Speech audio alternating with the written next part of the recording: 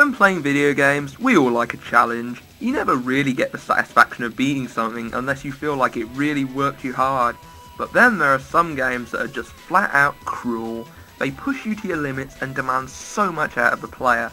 So for this list, what I aim to bring you is the top 10 hardest games that I've beaten. Now the rules for this list are as follows. 1. This is not a list of the hardest games I've played, I have to have beaten them as well. So if a game you think should be on the list isn't, either I haven't played it or I haven't beaten it. 2. I don't necessarily have to play it on the hardest difficulty, but I want to make sure I at least beat it on a decent difficulty. 3. No cheating allowed, because the game can only make the list if I beat it legit. So without further ado, let's get to the list. No doubt one of the wackiest 2D platformers at the time, Earthworm Jim was a game like no others. The game, however, proved to be quite the challenge. There were a lot of parts where it was really easy to take damage, and recovery time was really short here. And also, this game has another one of those infamous underwater levels, where you have to race through on a time limit in a submarine. Basically, if you go too fast, you take too much damage and die. If you go too slow, you run out of time. It's about finding that fine line in between, and if that level doesn't get you, then the bungee jumping battle will. This fight is just crazily unpredictable, and it seems to be based off lucky hits. And if that doesn't get you, then this game also has a fucking escort mission. Oh joy. Basically, you have to escort Peter the puppy, and if he gets hurt or falls into a pit, he goes mad and attacks you, making you lose health, and you have to repeat a section of the level all over again. Just really hate that level. Whilst this game got really hard at times, Earthworm Jim is still groovy. Groovy! Number 9. Whilst the company Game Freak may be best known for Pokemon, another game they developed was the awesome Pulseman for the Sega Mega Drive. Now this is a game which starts out okay, but later proves to be really challenging, especially in the water levels. As we all know, water and electricity don't exactly get along with each other, and you have no use of electrical powers in the water levels, and also the Vapor Ghosts. Whilst they don't do damage, they are easily some of the most annoying video game enemies ever, as if you touch them, you lose your electrical charge, and these things will stick to you like glue. The horizontal scrolling levels are the worst though, where you have to concentrate on both your precision platforming and dealing with oncoming enemies. It can get really frustrating at times. In the earlier levels, you really need to stack up on extra lives, because in the later levels, you burn through those lives about as quickly as you gain them in the first levels. This was a game that demanded persistence, precision, and patience. Number 8. Sometimes, a game isn't necessarily hard on its own, but when going for 100% is where things can get tricky. The Sonic series is well known for this. For me, the one which gave me the most roadblocks was Sonic Heroes for the GameCube. Try to get all 120 emblems in the game, because some levels get balls hard, particularly the extra missions where you have to race against the clock. The time limits given can often be very stingy. Still sound too easy for you? Well, try doing them all whilst going for all of the game's A ranks. Trust me, there's nothing more frustrating than getting through a really hard timed level to find out you still have yet to A rank it. Dying in this game was very easy, as some stages are just filled with bottomless pits. Seriously, they're everywhere. So if all your characters are level up and then you die, all that hard work goes down the drain. Basically, one death and you can wave goodbye to that A rank. The one really easy thing about this game is the boss battles, except for Egg Emperor, who's actually challenging, and by challenging I mean cheap. In all honesty though, after punishing myself to get all the A ranks, Super Hard Mode was a breeze in comparison, but it still managed to be very difficult. Sonic Heroes may not be the cream of the crop, but it sure has a challenge factor to it. Number 7. Before I was old enough to play the Grand Theft Auto games, I was addicted to the next best thing, The Simpsons Hit and Run. This game is just a barrel of laughs. You really get the feel of exploring the Simpsons world, and the game is filled with enough jokes and references from the show to keep any Simpsons fan happy. But doing some of the later missions were indeed hard. The many tasks to do in the game involving racing, pursuits, destroying other cars, all demanded really fast driving speed and skill. Sometimes it's all too easy to try and rush through the levels, which can result in either one of two things: either getting the cars blown up from taking too much damage, or causing too much destruction in the environments to get the cops on your ass, and trust me, you do not want that happening. Even when you have the fastest cars, the computer control players still seem faster than you. Part of the fun of the game was going off and trying to unlock everything, but sometimes the street races and bonus missions were even hard at times. Some levels got so hard that the game even gave you the option to skip them if you failed too many times. But I say, try beating the game without cheating or skipping any levels. Then you get the ultimate cheat that unlocks every car, including a secret car. The Simpsons Hit and Run was a really rewarding game, but it was one tough cookie. Cookie. Number 6. Of course, it wouldn't be a hardest games list if I didn't include a Mega Man game on here.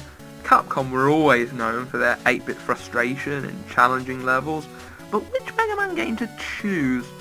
Well, if I had to go for one, it would be Mega Man 9. I think the first game is harder, but I haven't beaten it. And whilst 9 may not be specifically the hardest, try doing the challenges. This gives you more motivation to do the game without training wheels. We're talking beating it without dying, not using any E-tanks, not buying anything from the shop. Yeah, as you can guess, the game will get harder with that. And without the charge buster or slide moves, the game feels more restrictive to the player. Some levels in this game have a crazy amount of one-hit kill death spikes and pits, but it's easy to forget you even have a life bar at all. Like all Mega Man games, practice makes perfect here, and with much trial and error you can overcome obstacles much easier. But don't expect easy to be something you'll run into often in the game, it's still really hard. I haven't been able to beat all the challenges. I know for a fact that I'll never beat Mr. Perfect. I mean, come on, beat the game without getting hit? I'll pass. Beating the game without using any E-tanks was hard enough as it is. I gotta give Mega Man 9 credit, it definitely stuck to its roots in terms of difficulty. 5. If I had to name my favourite Wii game ever, a strong contender would be Super Mario Galaxy 2. This game just explodes with creativity, top-notch platforming, and challenge. But sometimes the challenge would get too far. The prankster comments here can prove to be relentless, in particular the ones with Shadow Mario clones. These things are just really frustrating. And also, even after you get all 120 stars, you have to go back and find all the green stars in the levels. Now this really puts your exploration skills to the test, because there's some which you even have to commit suicide just to get them. And when you're done with all that, there's still the Grandmaster Galaxy to go, or Welcome to Hell as I like to call it. Here is where the game pulls out all the stops and throws everything it's got at you. Still not hard enough? Try beating it without getting hit once and without checkpoints. Good God, getting through this is such a grueling task. But unlike the first game, having a second player is actually helpful for grabbing coins or freezing enemies. It makes life a little easier. I got all the stars in the first Super Mario Galaxy twice, but I'd be hard pressed to ever get all the stars in this game again. For those who claim this game is too easy, just tell me you didn't break a bead of sweat at least once in these levels. Getting all 242 stars is really the opposite of easy. Number 4. Did anyone remember the original Rayman for the PS1? This game was one of the most colourful platformers out there, and it did a great job at easing newcomers into the game, but good lord did the difficulty ramp up later. This is a game that requires really sharp reflexes when it comes to platforming, otherwise death is waiting for you. Grinding extra lives was really hard, and it was all too easy to lose all that hard work you've just done.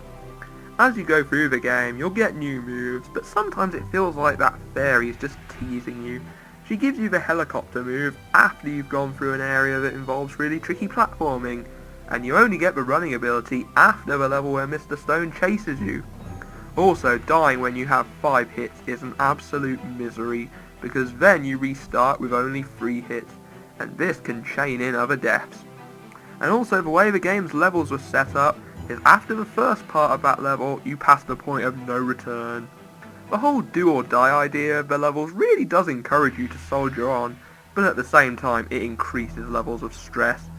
And no, don't try and blame the game, because the controls in the game are precise. If you die in this game, which you will, then you just have to keep trying harder. If that's still not hard enough, then try and open all of the Electoon cages in the levels. As established before, exploring in these death traps does result in many a demise. Rayman was indeed nails, but I have yet to play Rayman Origins. Number 3. Hey Chief Shadow, just wanted you to know you're not alone, as I too share your pain from Jak 2 Renegade. Oh yeah, now we've hit the big ones. This game is infamous for being brutally difficult. This game was dramatically different from the first. 1, the game has a much darker atmosphere. 2, the game is now more a sandbox mission game. And 3, it's now hard as fuck. This game is so hard that there have been not 1 but 2 top 10 lists of the hardest missions in that game. Some examples of these hard missions include the escorting crewsmen in the sewer mission, where you have to protect these 3 idiots and survive an onslaught of enemies, and there's no checkpoints, so die once and it's back to square one. The ring race with Errol, who is a cheating bastard. Seriously, I swear he's allowed to skip over some of these rings. That's not fair. A buttload of missions where you have to protect someone else. Seriously hate those type of levels. But the worst has to be the mission where you have to get a seal piece from the water slums, and then you get ambushed by a shitstorm of enemy ships, and if you try and rush through the level, you get shot, and you only have 4 hits. Basically, to sum up this mission, it's like throwing a brick at a hornet's nest.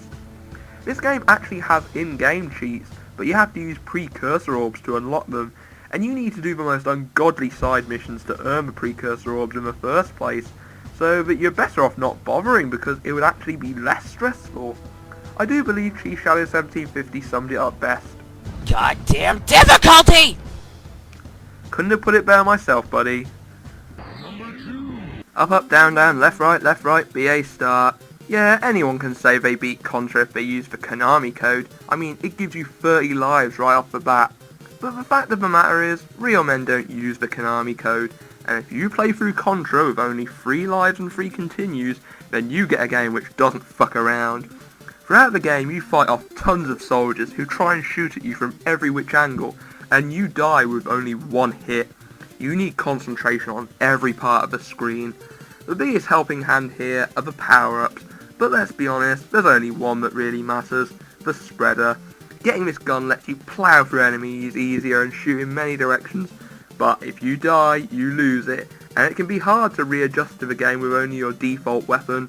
And also watch out for other power-ups, because they take the place of the spreader if you accidentally touch them. It's that power-up. As established before, you only get 3 continues, and once they're all gone, the game is completely over. Contra was pretty much the textbook definition on why the NES was considered the hardest gaming platform out there. And whilst Contra 3 is much harder, I never beat it, not even on easy. Beating Contra without the Konami code is gaming satisfaction at its finest. It's number 1. You know, for some of these choices, I was debating on where to put them in the list, but number 1 was the easiest choice. There's not a doubt in my mind that F-Zero GX is the hardest game I've ever conquered. First thing that needs to be said is this is hands down the fastest racing game you'll ever play, and it has probably some of the best graphics on the GameCube, but the difficulty, good lord. The tracks in this game require loads of practice in remembering all the tight turns and corners they have to offer. For the Grand Prix mode, you race on 5 of these tracks and try to come first overall, but if you fly off course or cause too much damage to your vehicle, you have to restart the race, and if you lose too many times, the game is over. On the higher difficulties, you need to really harness the speed in order to keep up with the competition, but if you can't handle the speed, it's all too easy to lose control and begin crashing and flying off course. On the Master Cut, the game shows no mercy, as the other drivers not only go super fast, but also try and knock you around, so be wary. But the game's story mode is even harder. You have to do various tasks like winning a race, destroying other vehicles, and even a level that pays homage to the movie Speed, where you have to keep the speed of the car over 700 km per hour, and if you drop underneath that speed, the bomb blows. The 3 difficulty settings are normal, hard, and very hard, or as I like to refer to them as hard, very hard, and murder. On the hardest difficulty, these missions give little to no room for error, and it's only really worth doing them if you want to unlock every racer in the game. So for that, F-Zero GX is the most difficult game I've ever beaten. Unless you play this game, you have no idea. Repeat, you have no idea. So, that was my list of the top 10 hardest games I've beaten. Hope you enjoyed it, and please leave a comment with your opinions, as I think this will be an interesting topic of discussion. So this is Shadsauce11 signing out.